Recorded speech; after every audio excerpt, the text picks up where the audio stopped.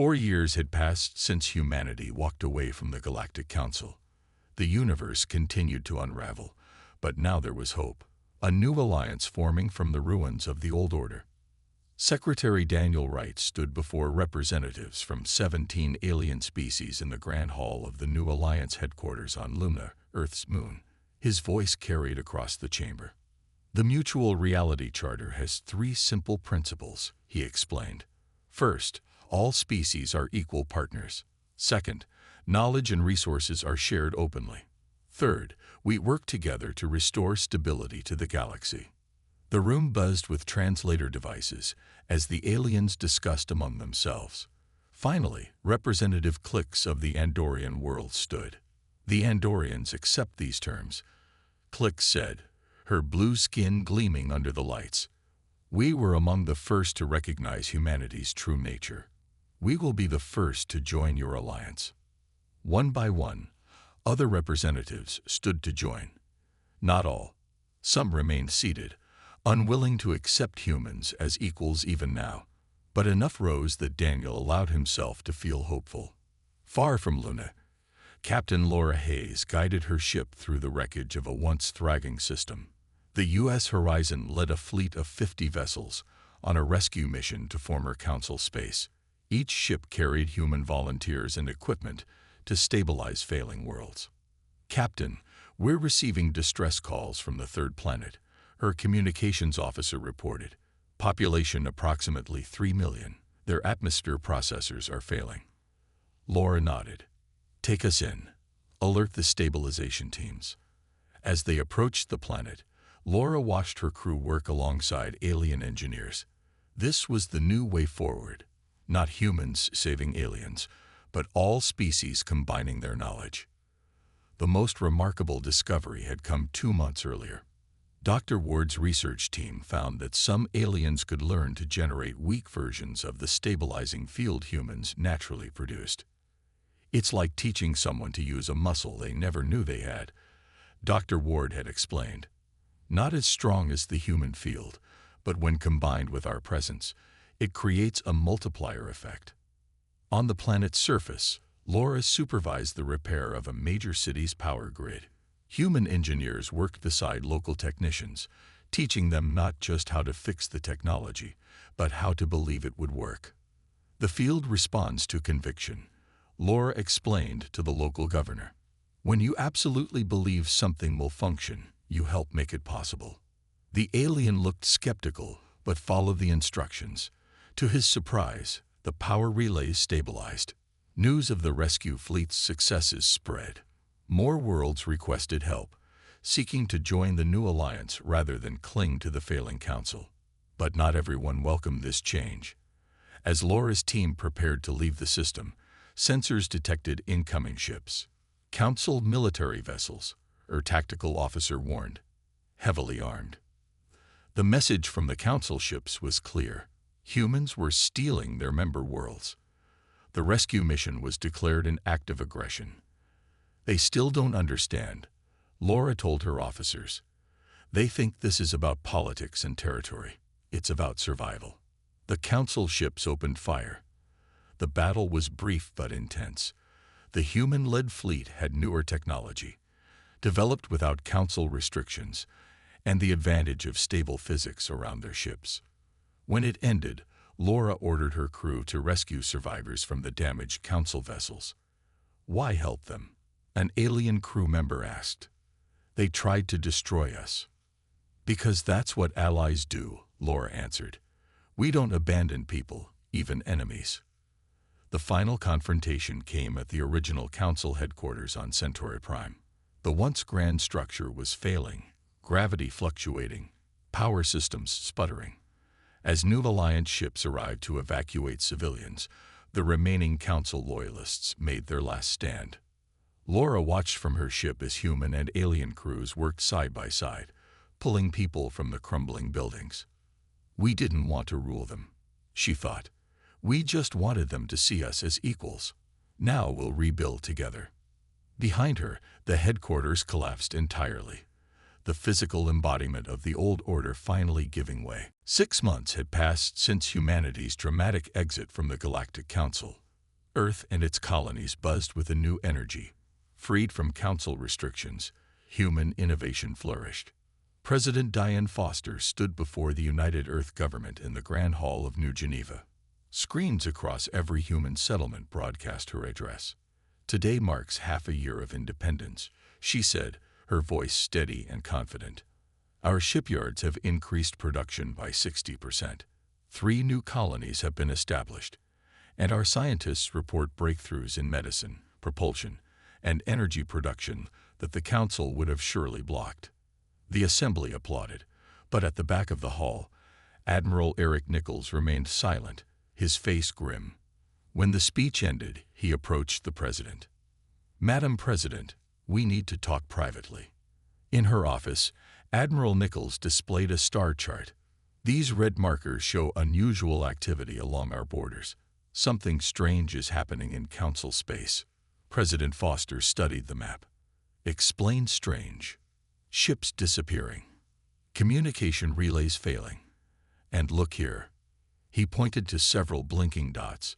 "These are refugee vessels, non-human ships fleeing Council territory and requesting asylum." Before Foster could respond, her aide entered. "Madam President, we've just received an emergency transmission from Captain Sam Russell." Sam Russell was a civilian freighter captain who ran shipping routes at the edge of human space. His face appeared on the screen, distorted by static. "Barely made it out," his voice crackled. "The jump point near Proxima Delta completely collapsed. My ship was half through when it happened. Lost 2 crew members and part of my cargo hold." The image shuddered. "There's something wrong with space itself out there. The maps don't match reality anymore. You need to warn." The transmission cut out. "Get him back," Foster ordered. The aide tried but shook his head. 3 days later, reports flooded in from across the border. Admiral Nichols returned with worse news. "Argos Prime has gone dark," he reported. "It's a Marantian colony, about 80 million people. No communications, no power signatures. Nothing." "A technical failure?" Foster asked. "No. The entire planetary civilization collapsed overnight, and they're not the only ones. 7 major worlds have reported critical infrastructure failures in the past week." Foster stared out her window at the busy streets of New Geneva. "And this started after we left the Council. The timing matches perfectly. The effect seems to be spreading outward from Centauri Prime." A week later, a Council delegation arrived unannounced at Earth's orbital station. Their ships looked damaged, with emergency patches visible on their hulls. Ambassador Zelvorax requested an immediate audience with President Foster. The meeting took place in Earth's orbital diplomatic center, Neutral Ground. "The Council demands humanity's return," Zelvorax stated without preamble, his mandibles clicking nervously. "The stability of the galaxy requires it." President Foster kept her expression neutral. 6 months ago, you restricted our growth, sabotaged our development, and treated us as inferiors. Now you demand our return. What's really happening, Ambassador?" The insectoid diplomat's compound eyes shifted. "There are disruptions in the cosmic balance.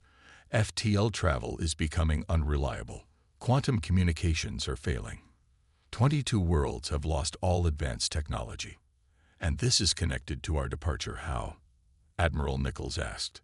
A smaller alien stepped forward, a blue-skinned scientist. "We have detected a correlation between human presence and dimensional stability. Your species generates an effect we don't fully understand. It maintains what we call cosmic equilibrium." President Foster leaned forward. "You knew this before we left, didn't you?" Zelvorax's silence was answer enough. "So instead of partnering with us, you tried to contain us." Foster stood, anger finally showing. "You feared what we might become if we knew our true potential." "Will you return to the Council?" Zelvorax asked. Foster exchanged glances with Admiral Nichols. "Not without guarantees of equal treatment. We won't be your batteries, Ambassador. Either we're full partners or nothing at all." "You don't understand the nature of reality itself is at stake," the ambassador hissed. "Then perhaps you should have thought of that before treating us like children." Foster replied. As the council representatives departed, Admiral Nichols watched their damaged ships struggle to achieve FTL. "Do you think they're telling the truth?" he asked. Foster nodded slowly. "Yes, but they still don't understand. We won't help those who won't respect us." Behind them, Earth shone blue and proud, unaware of the gathering storm that would soon engulf the stars. The neutral space station floated in emptiness, halfway between human territory and what remained of functioning council space. 1 year had passed since humanity walked away from the Galactic Council. Vice President Andy Collins looked out the viewport at the approaching council ships. Their hulls showed signs of hasty repairs, and power fluctuations rippled across their shields. "They're desperate," said General Maria Rodriguez, standing beside him. Her uniform was crisp, her posture rigid. "Good. Maybe now they'll actually listen." "Don't get your hopes up," Andy replied. "Desperate people make desperate choices." The station's docking bay opened to receive the council delegation. High Counselor Elixmnar led them, a tall, thin alien with pale blue skin and 4 arms. Once, the sight of the council's supreme leader would have been an honor. Now, it only showed how bad things had become. In the meeting room, both sides sat at a round table. No one stood higher than anyone else. This was Andy's first requirement for the talks. "We thank you for agreeing to meet," Elixmnar began, voice strained. "The situation has become untenable." Andy nodded. "We're aware. How bad is it?" Elixmnar activated a holographic display. A map of the galaxy appeared, with large red sections covering almost half the systems. 40% of council worlds have lost faster-than-light capability. Another 15% can no longer maintain power grids or advanced computing. Some outer colonies have completely lost contact. The aliens' hands trembled. "We need human help. The same humans you tried to keep down." General Rodriguez asked sharply. "We were wrong," Elixmnar admitted. "We feared what we didn't understand. Now we offer unprecedented concessions." The terms appeared on the display. Human representation on the Council's inner circle, unrestricted colonization rights, access to all Council technology, and more. Andy studied the offer. "These are significant changes. What exactly do you want from us?" "Your presence," Elixmnar said simply. "Human settlements established at key points throughout Council space. Research suggests a human population of just a few thousand can stabilize an entire sector." General Rodriguez frowned. "You want us to spread out among your worlds like batteries." "Like saviors," Elixmnar corrected. "You would be honored and protected." Andy exchanged glances with his team. "We'll need time to discuss this." Later, in their private quarters, Andy conferred with his advisors. General Rodriguez paced the room. "I don't trust them," she said. "There's something they're not telling us." A junior officer rushed in. "Sir, we've detected unusual activity in the lower levels. Council security is moving equipment near our science section." General Rodriguez grabbed her sidearm. "I knew it." They found Council guards attempting to access the human quarters where several scientists were staying. When confronted, the aliens claimed a navigation error, but scanners revealed tranquilizing weapons and portable stasis chambers. A kidnapping attempt, Andy realized. You weren't seeking partnership at all. Back in the meeting room, Elixmnar faced Andy's cold anger. "You still don't understand, do you?" Andy said quietly. "You talk about concessions and partnership, but you're still trying to use us. You don't want equals. You want tools. You don't grasp the severity." Elixmnar began. "No, you don't grasp reality," Andy cut him off. "These talks are over." As the human delegation prepared to leave, the station's artificial gravity flickered and failed. Objects and people began floating. Emergency alarms blared. "Station systems are failing," a technician reported. "The stabilizers can't compensate." Andy pushed himself toward the communication panel and contacted Earth. President Foster's face appeared on screen. "They still don't get it," Andy reported, frustration evident. They don't want partners, they want batteries. President Foster's expression hardened. Then they'll have to earn our help another way. As the humans boarded their ships, Elix Mnar watched them with growing panic. Please, the High Counselor called out. Without you, everything will collapse. Andy paused at the airlock. Then build something better from the ruins, something based on respect. We'll be waiting when you're ready. The human ships pulled away as the station's lights flickered and dimmed behind them. Around them, space itself seemed to waver, like heat rising from summer pavement.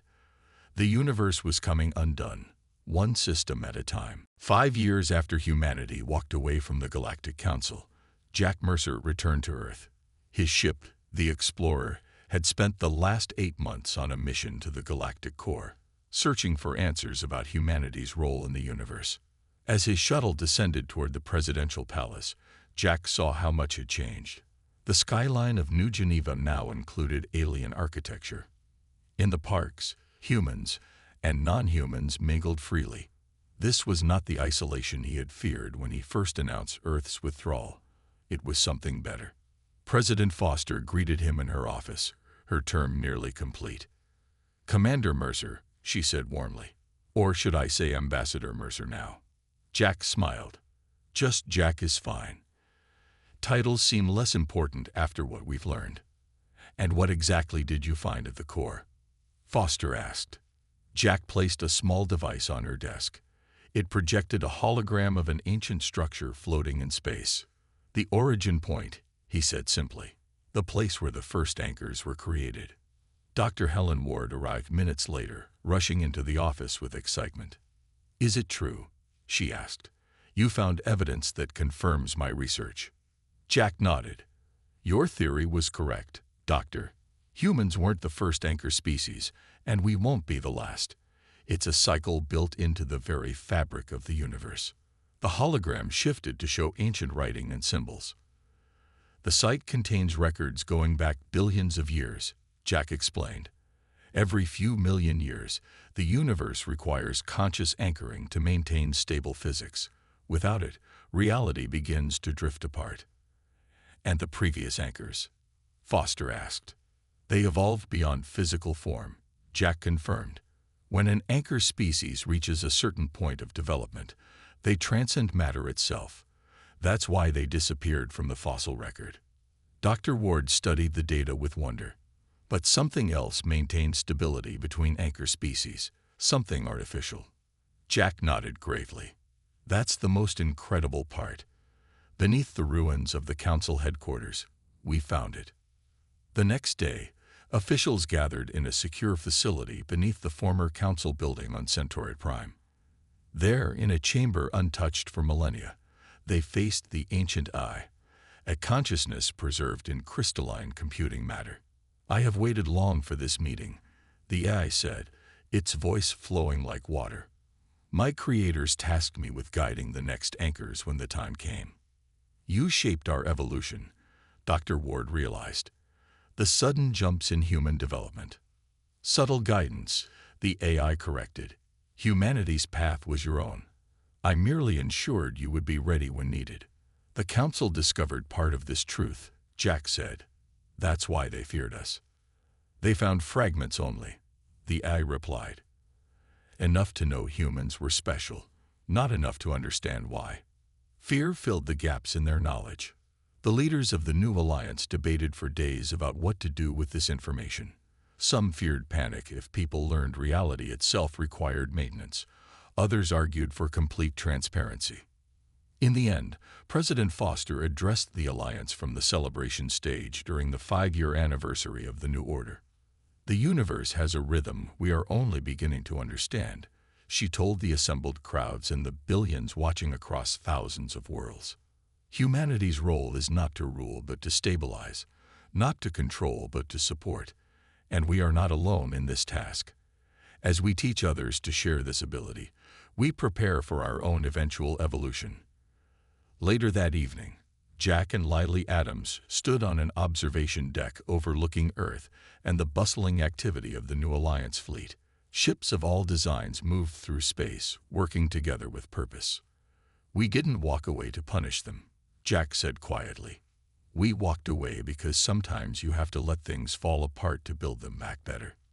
Lily nodded, watching the stars that now shone with steady light. And now the universe will be stronger for it. In the darkness between those stars, reality itself seemed to hum with renewed stability. The cycle would continue. Someday, humans too would evolve beyond physical form, and new anchors would rise. But for now, the universe was healing, bound together by understanding rather than fear. And somewhere in the depths of space, the ancient eye watched and waited, ready to guide the next chapter in the cosmic story. 3 years after humanity walked away from the Galactic Council, Earth's presidential palace stood as a symbol of human independence. The marble and glass building reflected the morning sun as President Diane Foster prepared for the most unusual meeting of her second term.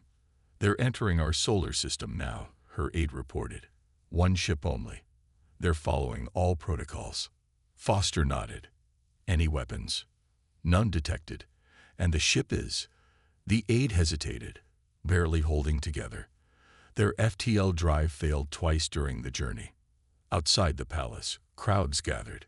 News had spread that Council's Supreme Leader Vraxnar was coming to Earth personally. Such a visit would have been unthinkable before the crisis. In a research facility across the city, Kyle Bennett sat in a monitoring chamber while scientists studied his brainwaves. At 25, Kyle looked ordinary. Average height, brown hair, friendly smile. But his abilities were anything but ordinary. "Remarkable," the lead scientist murmured, watching the displays. "He's stabilizing the quantum field in a 10-kilometer radius just by concentrating." Dr. Helen Ward nodded. "Kyle's abilities are the strongest we've measured. He can manually reset portions of unstable space. If we could understand how he does it." The sound of helicopters interrupted them as the council delegation flew over the city toward the palace. Supreme Leader Vraxnar was a tall, gaunt alien with pale gray skin and eyes that changed color with his emotions. Now those eyes were deep blue, the color of fear. "President Foster," he said, bowing lower than protocol required, "I thank you for receiving me." Foster watched him carefully. 3 years ago, this being had approved sanctions against Earth. Now he bowed before her. "What brings the Council's Supreme Leader to our humble planet?" she asked. Vraxnar's eyes shifted to purple, humility, according to the briefing Foster had received. "Survival," he answered simply. "The situation has become dire. 70% of Council worlds have regressed technologically. 30% have lost all contact with central authority." Foster nodded. "We're aware of the collapse." "Then you know why I'm here." Vraxnar placed a small device on the table. It projected a document, a new treaty. "These are Earth's terms, accepted in full. Equal partnership, technology sharing, recognition of human autonomy. Everything you demanded." Foster raised an eyebrow. "Just like that?" "We have no choice," Vraxnar admitted. "But there is something else you should know." He hesitated. "The Council has hidden knowledge about humanity's true nature and origin." Foster leaned forward. "Tell me." "Your species was—" Vraxnar searched for the right word. "Anticipated. Ancient records speak of cycles, of anchor species rising when needed." As they spoke, across the city, alarms blared in Dr. Ward's laboratory. Security feeds showed armed figures in stealth suits breaching the outer perimeter. "Council assassins," a security officer shouted. "They're heading for Kyle's section." Ward hit the emergency alert. "Evacuate him now." Back at the palace, Foster was questioning Vraxnar when her security chief burst in. "Madam President, we have intruders at the research facility. They appear to be after Subject Bennett." Vraxnar's eyes flashed yellow guilt. "You knew," Foster said coldly. "This meeting was a distraction." "Not by my order," Vraxnar insisted. "There are factions who believe one human specimen might be enough to stabilize key systems." At the lab, Kyle sensed the danger. As Council agents broke through the final door, he felt something shift inside him. Knowledge he didn't know he had. "Stay back," he warned. The lead agent fired a stasis beam. Kyle raised his hand instinctively. The beam froze midair, then shattered like glass. The very fabric of reality rippled around him. Across the city, instruments went wild. In orbit, sensors detected massive energy waves emanating from the lab. The effect spread outward, gaining strength. "What's happening?" Foster demanded. Vraxinar stared at the readings in horror. "Your people are evolving faster than anticipated." That attack didn't just fail, it accelerated the process. In the ruins of the lab, Kyle stood unharmed, a soft golden light surrounding him. The agents who had attacked him were gone, not dead, but shifted elsewhere. Foster watched the satellite imagery and made her decision. "The full council may be beyond saving," she told Vraxinar, "but individual species who accept humans as equals might still have a chance." Outside, the sky rippled like water, as reality itself responded to humanity's awakening power. Research Station Horizon hung at the edge of human space like a silver needle against the black fabric of space. Inside, Dr. Peter Grant stared at the data scrolling across his screen. "This makes no sense," he muttered, running a hand through his already messy hair. His assistant looked up. "Which part, Doctor?" "All of it." Peter pointed to the complex equations. "The wormholes are degrading. Not just one or two, but all of them, across the entire mapped galaxy. It's like the universe is unraveling." On the station's military deck, Captain Nicole Warren received new orders. Her patrol fleet was to intercept and process alien vessels entering human space. The number of refugee ships had increased tenfold in the past week. "They're scared," her second-in-command said as they watched the sensor feeds showing dozens of approaching vessels. Nicole nodded. "Wouldn't you be? Their worlds are going dark one by one." The largest refugee ship docked with Horizon that evening. Nicole met the passengers at the airlock, surprised to see a tall reptilian figure leading them. "Counselor Kthbalik," she said, recognizing the distinctive green scales of the Saurian representative to the Galactic Council. "I didn't expect someone of your rank to arrive on a refugee ship." The reptilian's vertical pupils narrowed. "I am no longer a counselor. I am a defector." He held out a data crystal. "And I bring truth your people deserve to know." Hours later, Dr. Grant, Captain Warren, and the station commander crowded around a secure terminal as Kthbalik explained the data. "The Council discovered this phenomenon 70 Earth years ago," the Saurian said. "Humans generate a field that stabilizes higher dimensional physics. It was weak when your species was confined to one planet, but grew stronger as you spread to your solar system. That's why they invited us to join the Council," Nicole realized. "To monitor us." "Yes, and to control your expansion." Balik's tail swished with agitation. The Council feared what would happen if humans spread too widely or developed too quickly. Dr. Grant studied the complex models. "These show that normal space is maintained by this stabilizing field. Without it, reality becomes plastic," Balik finished. "Wormholes collapse. Faster than light travel becomes impossible. Energy fields destabilize. Technology above a certain level simply stops working." "But why keep this secret?" Nicole asked. "Why not tell us?" "Fear." The reptilian looked ashamed. "Fear that humans would use this knowledge to control the galaxy. Now that fear has doomed us all." Dr. Grant kept studying the data. "There's something else here. According to these readings, the effect hasn't weakened since we left Council space. It's actually growing stronger." Fabalik nodded. "That is what terrifies the Council most. As humans develop their own independent technologies without Council limitations, your stabilizing effect grows. You are evolving into it." "How many worlds have been affected?" the station commander asked. "1/3 of Council space has lost faster than light capability. The core worlds are stable for now, but the outer systems, Balic's scales darkened in distress.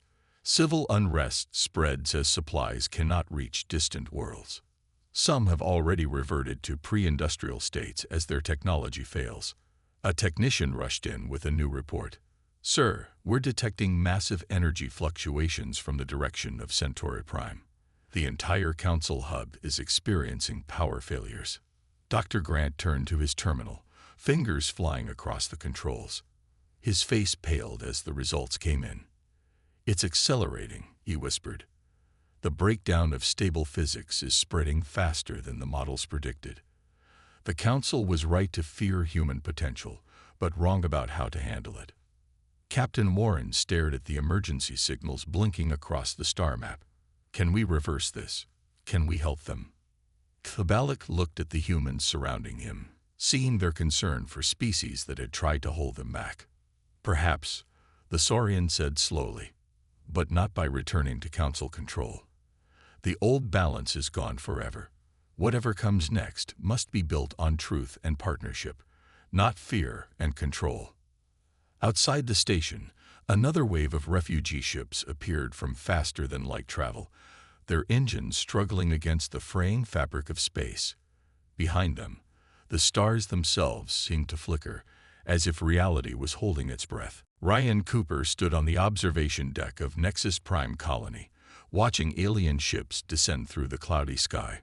2 years had passed since humanity's withdrawal from the Galactic Council, and the universe was falling apart faster than anyone had predicted. "Governor, the new refugees are landing now," his assistant said. 15 ships, over 2,000 people, mostly Valari and Kresh families. Ryan nodded. "Make sure they're processed quickly. Winter's coming, and we need everyone housed before the first storm." The colony had never been meant to support this many people. Designed for 5,000 human settlers, Nexus Prime now held over 12,000 souls, less than half of them human.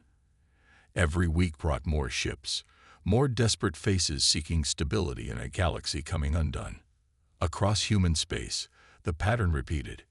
Aliens fled failing worlds, seeking the protective bubble that human presence created. The irony wasn't lost on anyone. The same council that had restricted human expansion now depended on human worlds for survival. In her lab on Earth, Dr. Helen Ward reviewed the latest data from human outposts. For months, she had led research on what was now called human field theory, the study of humanity's strange effect on reality. "Look at these readings," she told her team, pointing to energy patterns on her screen. "The stabilization effect isn't just passive, it's responsive." A young researcher leaned closer. "What do you mean?" "I mean it reacts to human thought and expectation." Helen brought up comparative scans. When humans believe something will work, a new technology, a theoretical concept, reality aligns to make it possible. We don't just stabilize the universe, we shape it. The implications were staggering. For centuries, humans had wondered why they advanced so quickly compared to other species. Now they knew.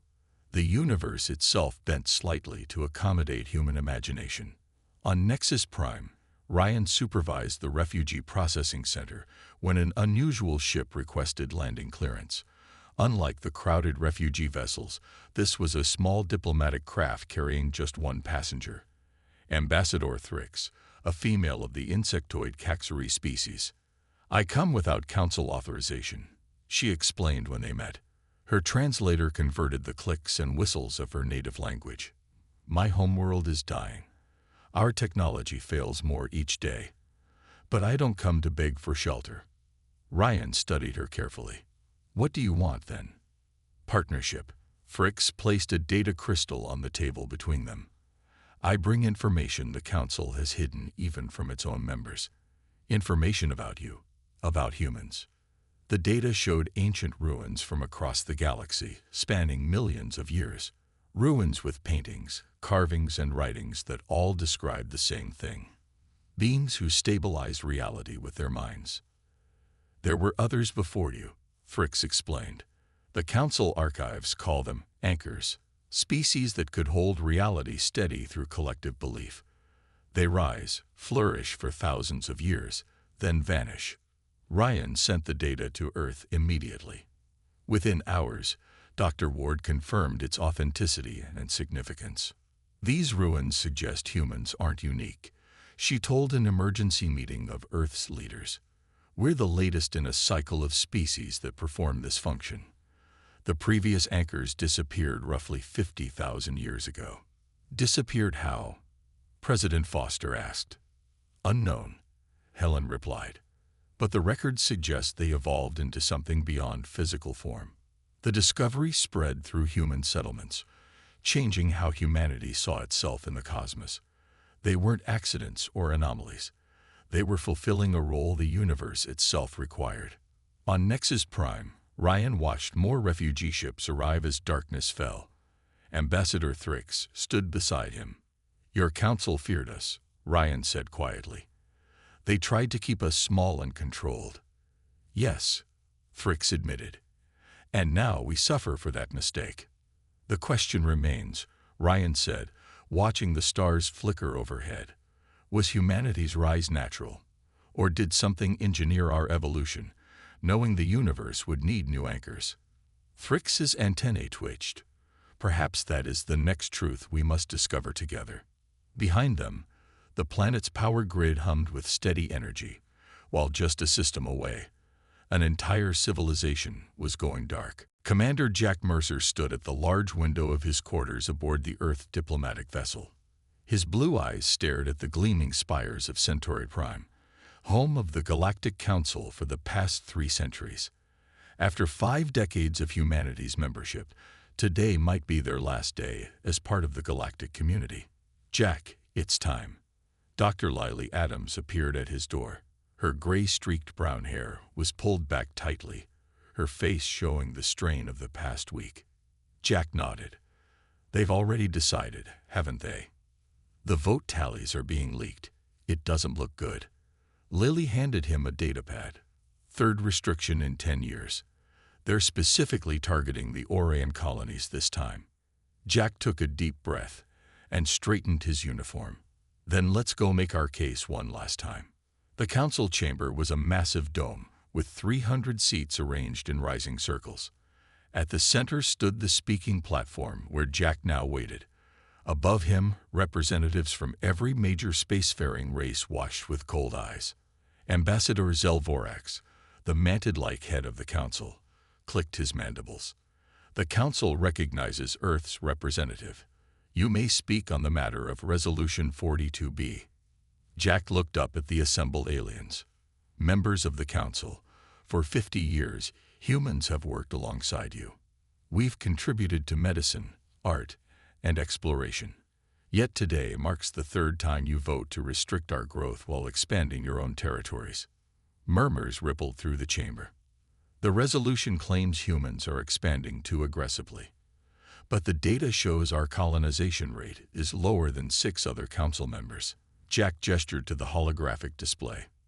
This isn't about safety. It's about fear. Zelvorax's compound eyes narrowed. Your point is noted, Commander. Does Earth have anything relevant to add? Yes. We discovered something interesting. Jack nodded to Lily, who activated her pad. A new display appeared, showing comparing technology growth rates. These charts show systematic suppression of human technological development, trade restrictions, denied research permits, rejected patents, all targeted specifically at Earth and human colonies. The chamber erupted in angry shouts and denials. Zelvorax slammed his gavel. These accusations are out of order. Jack raised his voice. Is it out of order to present evidence, or just evidence that makes the council uncomfortable? Earth agreed to certain developmental guidelines when joining the council, a blue-skinned representative called from the upper tier. We agreed to safety protocols, not permanent second-class status, Jack replied. Humans join the galactic community as equals. We will not stay as servants. Zelvorax leaned forward. Is that a threat, Commander? No, it's a decision. Jack's voice became quiet, yet somehow filled the chamber. As of this moment, by authority of Earth's President and Senate, I formally withdraw humanity from the Galactic Council." Shocked silence fell across the chamber. "You cannot simply walk away," Zelvorak said. "Watch us." Jack unpinned the council emblem from his uniform and placed it on the platform. "Humanity will chart its own path forward. Any species wishing fair and equal relations with Earth are welcome to establish direct diplomatic ties." As Jack turned to leave, Zelvorak called out, "This action endangers everything we've built. There will be consequences." Jack paused but didn't turn around. "Perhaps there will. But there'll be consequences we choose freely, not ones dictated to us." 3 hours later, the Earth delegation was packed and aboard their ships. Lily joined Jack on the bridge as they prepared to depart. "Do you think they'll try to stop us?" she asked. Jack shook his head. "They're too shocked. They never believed we'd actually leave." As their ships pulled away from the station, a junior officer approached. "Commander, our sensors are detecting unusual energy patterns across Council space. They started right after your announcement." "What kind of patterns?" Lily asked, moving to the science station. "Unknown, Doctor, but they're growing stronger." On the Council station, a young science officer rushed into Zelvorak's chamber. "Ambassador, something is happening to the subspace field." The ambassador waved dismissively. "The humans are trying to scare us with tricks. Ignore it." "But sir, the readings suggest fundamental." "Enough. Let them leave. They'll come crawling back when they realize how much they need us." As the Earth ships jumped to faster than light speed, no one noticed the tiny tears beginning to form in the fabric of reality, spreading like cracks in thin ice.